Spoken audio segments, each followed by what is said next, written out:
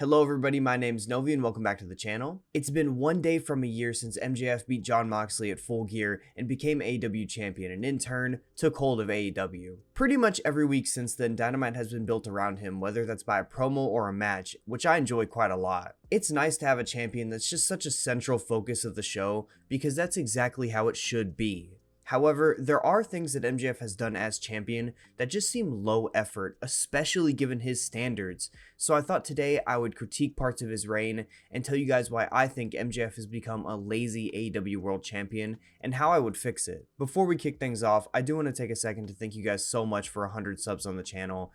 I started this out of pure love for professional wrestling, and to see so many people that share my passion and just enjoy what I put out there just means the world to me. So if you've supported in any way, if you're subbed, if you have watched this video, anything, thank you guys so much. I want to start this by saying I enjoy MJF and have enjoyed him for a very, very long time. A good majority of his work in AEW captures me in a way that not many others can, especially when he's on the mic. Just go back and look at the promos he was cutting in that CM Punk feud. Undoubtedly, it was generational stuff. I would honestly say it was MJF at his absolute best. When stories like that come around, where there's just so much to build on, so much for him to sink his teeth into, he has no trouble cooking up something fantastic with the mic. Even going back to the face-off with Regal, the battles with Moxley, he was absolutely incredible in those moments, and it's why I think that his standards and kind of just the bar is so high for him. We know what MJF can be, so when you see him leaning into tropes again and again and again,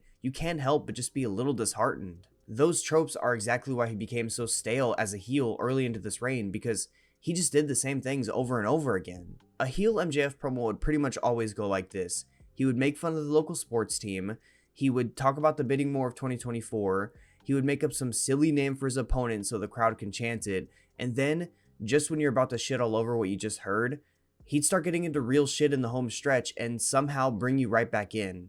Even if the end parts were usually pretty good, the way he was getting his heat back then just became so lifeless and so uninspired.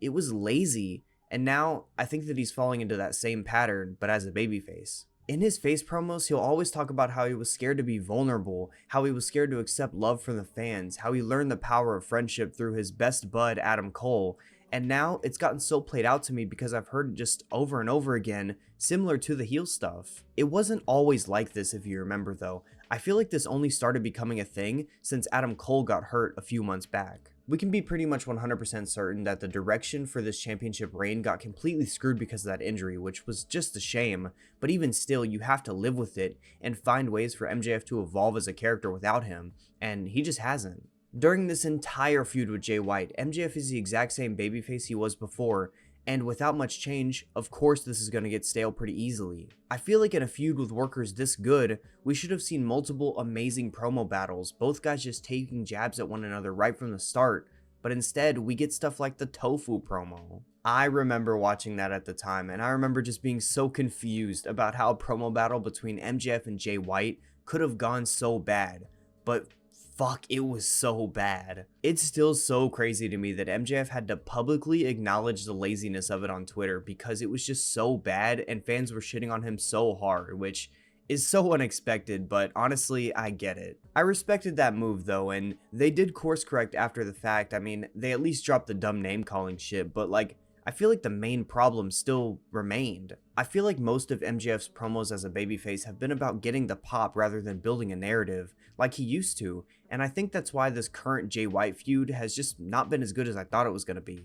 I can't deny that the fans in the arenas eat it up every single time. I mean, if I was there, I probably would too, but I'm just watching it on TV. All I wanted was for MJF to dissect Jay and for Jay to do the same, and while Jay actually has at times, it feels like MJF continues to follow every single babyface like trope under the sun, and I expect better. You know what, when it comes to expecting better, I think I have to talk about the Daniel Garcia match. It's the first time I really felt like MJF missed in a singles world title match, and it wasn't through like shitty work or anything. Like, they weren't being sloppy, because of course they weren't.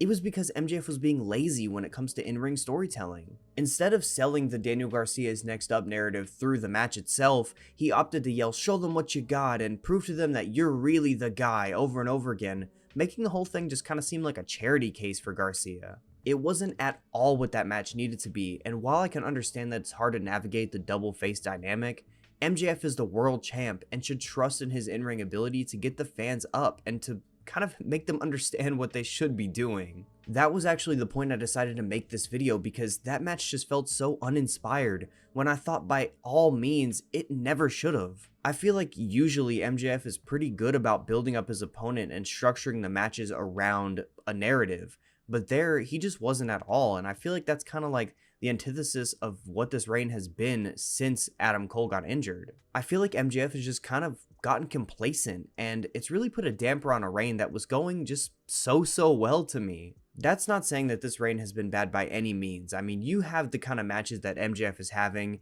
and your reign is always going to be like pretty damn good. I don't want anyone to think that I'm saying that this reign is bad, but I feel like we've just hit a roadblock and I really want it cleared ASAP. I said that I'd give some solutions, so I've got 2 of them. I think that MJF should focus on 1, maybe 2 storylines at a time, because even while I like a bunch of people gunning for the belt at one time, it makes the Jay White feud, for example, kind of take a back seat to everything else going on at times. It's the main world title feud, and it should never feel like that. It's kind of felt like it's taken a backseat to Samoa Joe and Wardlow even at times, so I want more focus on the main storyline. And my second solution is pretty simple.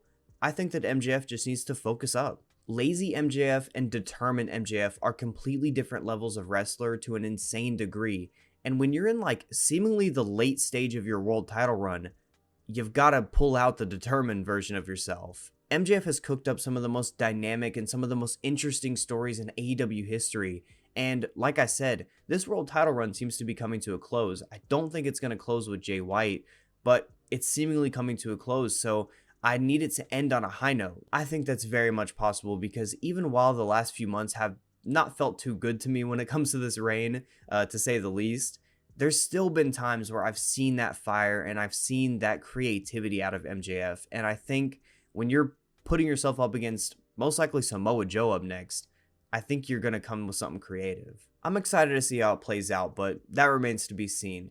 As for now, that's going to do it for today's video. I know this one might be a bit controversial, but I love seeing everyone's perspectives on the situation and all of their opinions, so make sure to leave a comment with whatever you have to say down below. Leave a like on today's video, subscribe to the channel. We're on the road to 1,000 now. I mean, just thank you guys so much for 100 again, but it's only up from here.